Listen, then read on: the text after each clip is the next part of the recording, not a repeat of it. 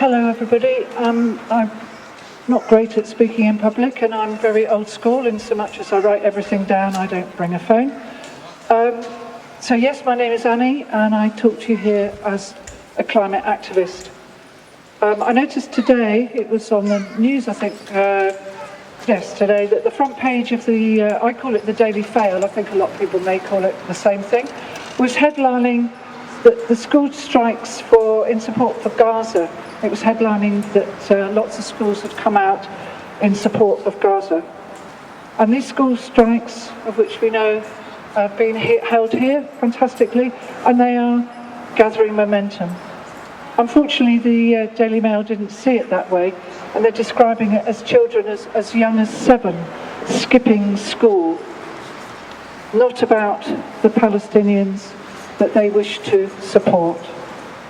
Greta Thunberg, as we know, is famously known for her school strikes as well, her Fridays for the Future.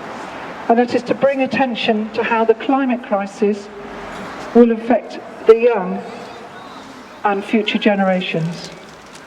Greta has also come out in support of Palestine. Sadly, an Israeli army supporter had decided to call her a terror supporter. Maybe we're all going to be called terror supporters. Shame, I say, shame on Israel. The links between climate breakdown and Israel and the war against Palestine are clear.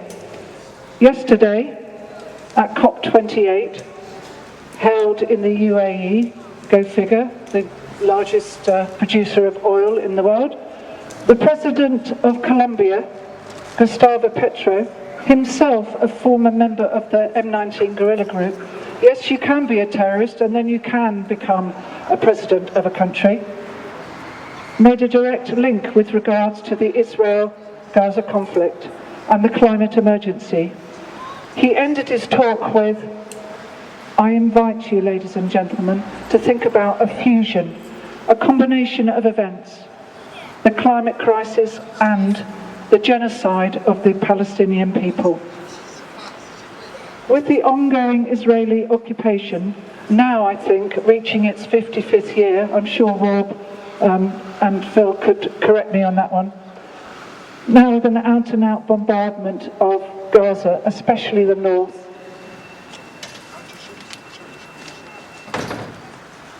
Palestinians are prohibited from accessing resources and carrying out necessary measures to repair their existing, now destroyed infrastructure, or even to prepare for the environmental effects of the climate crisis. Basic commodities, safe drinking water, food security, medical supplies, energy supplies, power stations which have now been demolished, these are all fundamental rights to all human beings. And also, sadly, with extreme weather conditions, another direct effect of climate breakdown. The cold is going to kill many more, mainly vulnerable Gazans. They are refugees in their own country. Apparently, even the seas are now polluted. So for me, my personal climate beef, although I don't eat beef, is with the banks.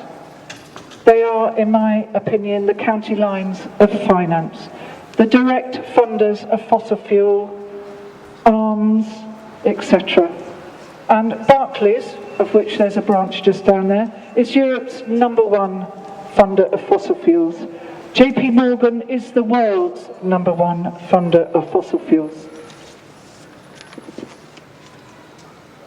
Research has uncovered that Barclays provides hundreds of millions of pounds worth of investment, loans and other financial services to supplying Israel with military technology used in the repression of Palestinians, including investments in Israeli arm manufacturer Elbit Systems. I have a friend who is currently in court for shutting down Elbit 3 years ago.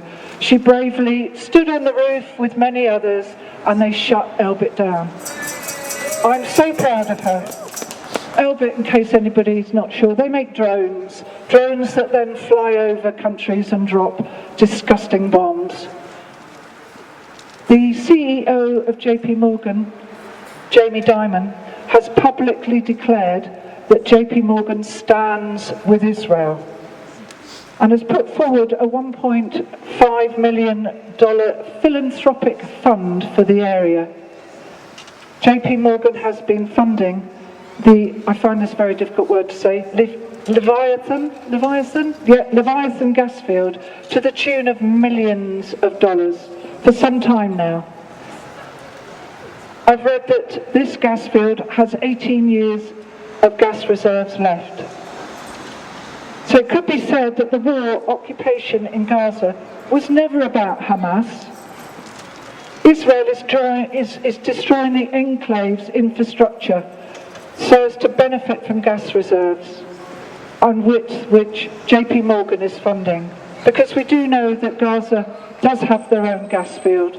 I think it's right next to, ironically, right next to the Israeli gas reserve. So if there's anything that I can ask you to do today, is that if you do bank at Barclays, please switch. And please write to them and tell them why you're switching. You're switching because they are destroying the planet and because they are destroying the people of Gaza.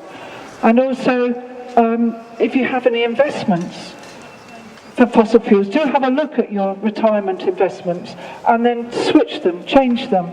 It's what we can do. Also, don't buy the Daily Mail, don't buy the Daily Telegraph. I'm sure I don't need to tell anybody here, but they're just horrendous papers and I'd just like to see them gone. Because they are not helping their readers. They are denying them, through their climate denial rhetoric, they are denying them the truth of what is coming down the line. Thank you very much indeed. Thank you very much, Annie.